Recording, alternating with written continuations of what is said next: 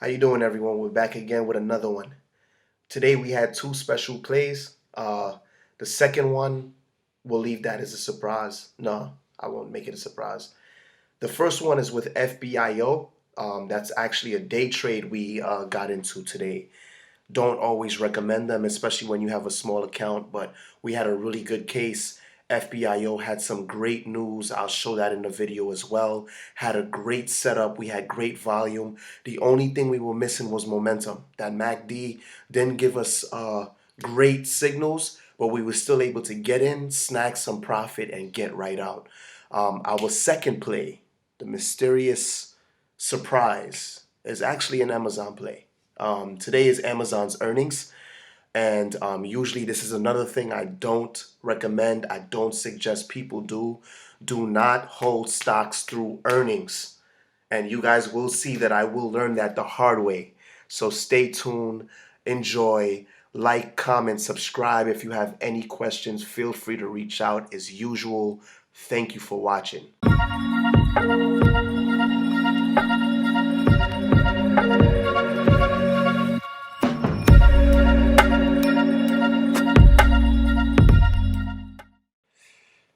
Okay, welcome back, everyone.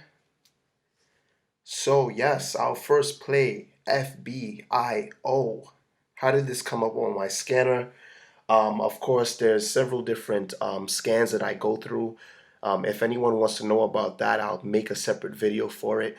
But I basically have scans for swing trades. I have a scan criteria for day trades, such as a penny scanner, and I have scans for more long plays that I'm probably holding over a week, possibly a month. Most of the time, not a month. I don't like to hold up my money that long, but probably a week or two, at most three.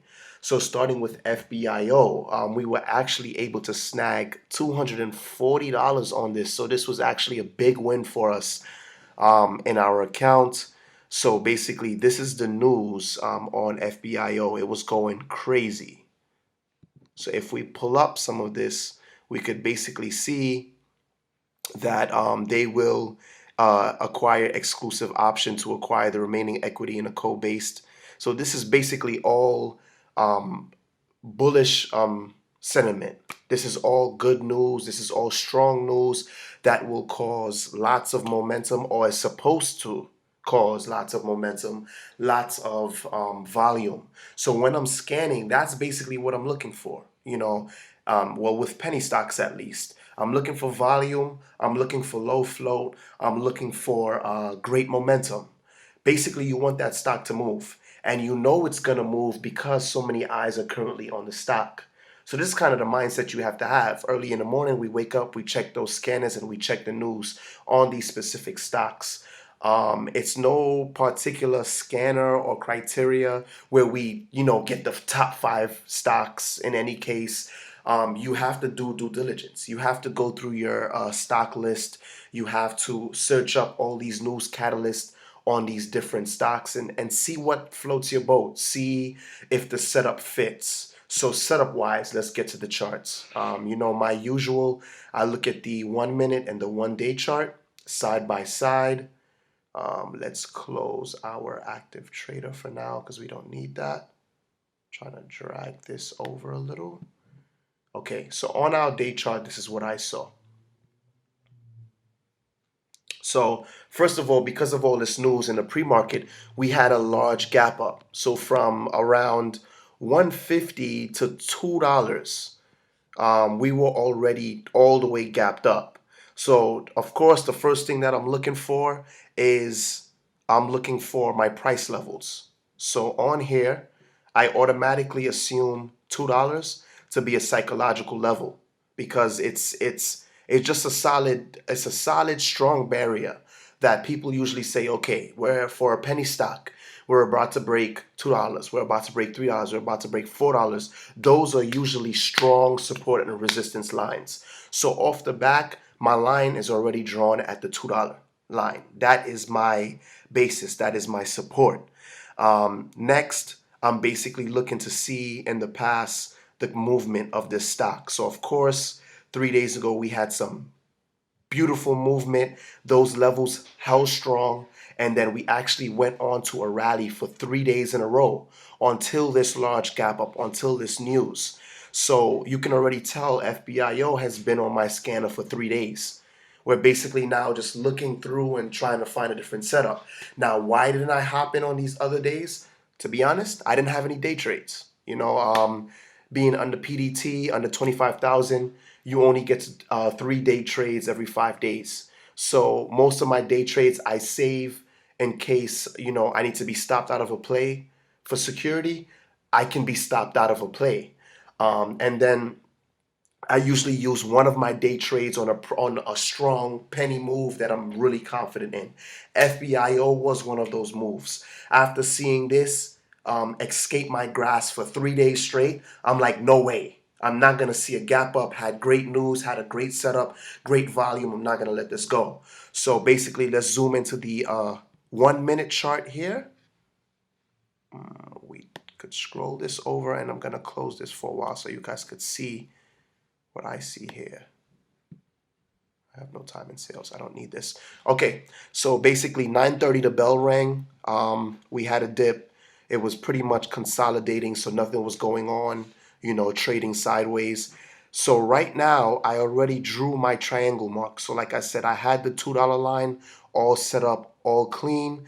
And then I ended up drawing my trend line going from the pre-market open high to basically my trend line downwards. And there you could basically see how this is basically building up. That momentum is building up. So my signal was the break of this triangle. And as you could see, the setup was perfect. We seen the bulls starting to move in. We seen that buying power starting to move in. The only problem, like I said, was momentum. Now, if I really bring up the MACD, which just to show you guys real quickly, I'm going to add a quick study here. Sorry, let's do it easier. Edit study. I'm going to add the MACD. Let's add that, apply, okay. Right? Now, if you pay attention to the MACD here, right, we see that momentum starting to build. So that's two signals. I had a MACD crossover, right? I basically had a Harami candle. So this is basically ending the flow of this this short-term downtrend. Then I had a perfect bounce off that $2 line. Well, it wasn't perfect. It broke a little, but it came back. It recovered back above that $2 line. It stood strong, and then the momentum started building.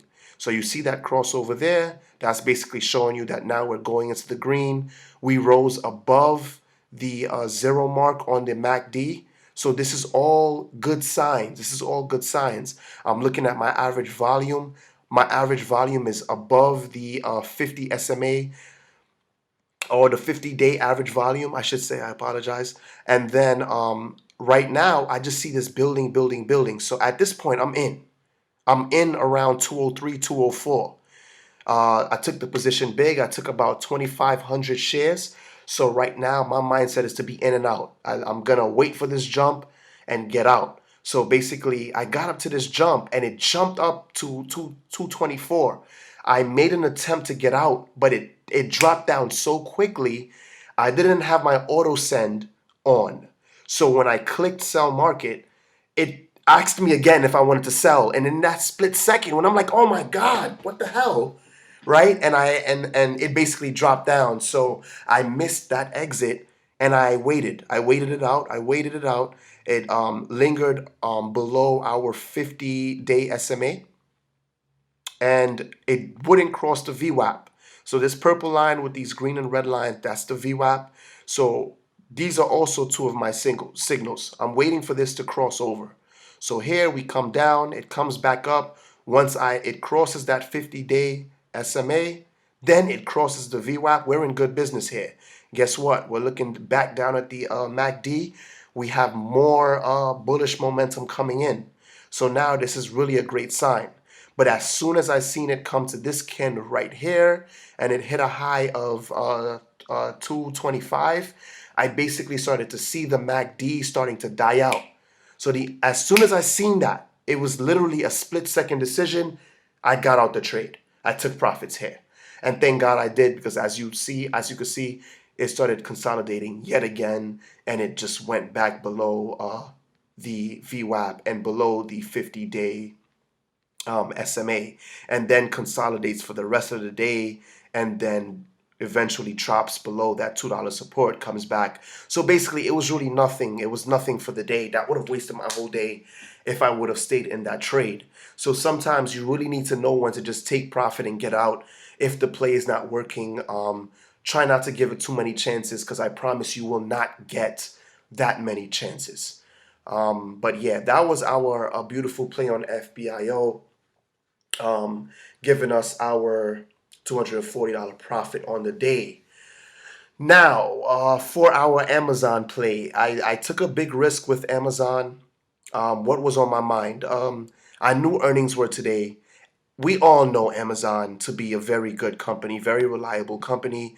I had no doubt in my mind they were gonna meet expectations, blow expectations out this world, and they did.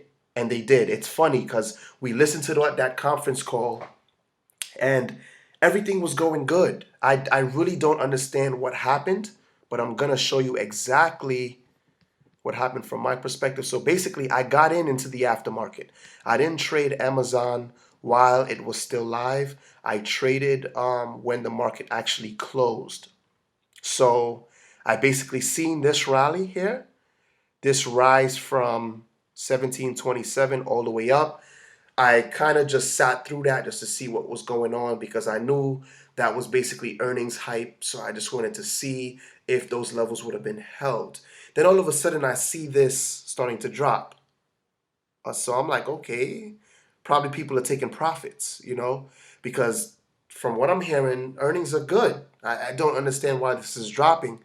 So we got all the way down here, and I believe I ended up getting into the trade. I took a long position of 2 shares, basically around this level, around the 1693 level.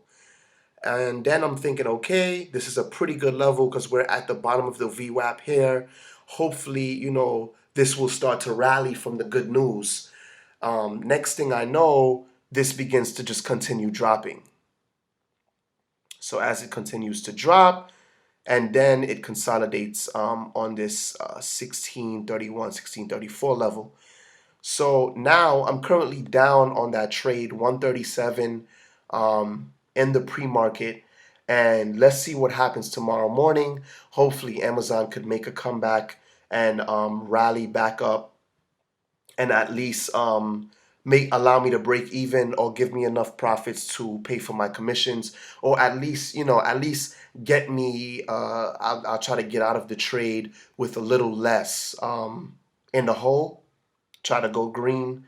But that's basically what happened here, and that's why I advise people, please do not trade during earnings. Like, earnings is a gamble. Earnings is definitely gambling.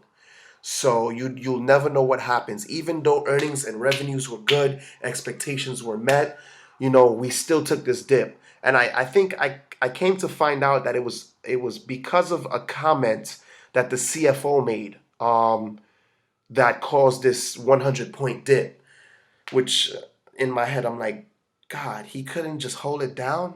Like, why couldn't he just hold it down? Like, but anyways, that's basically where we are. So I'm swinging Amazon into the morning. Let's see what happens. But for now, I could basically say we had $240 realized profit on the day, and it was a good day. So we're going into Friday very hopeful on finding new plays, and I will definitely update you guys in the next videos. Please like, comment, subscribe, leave your questions, reach out to me on Facebook, Twitter, Instagram. I answer all questions. Any suggestions for videos, please let me know. Thank you for watching. I'll see you guys in the next video.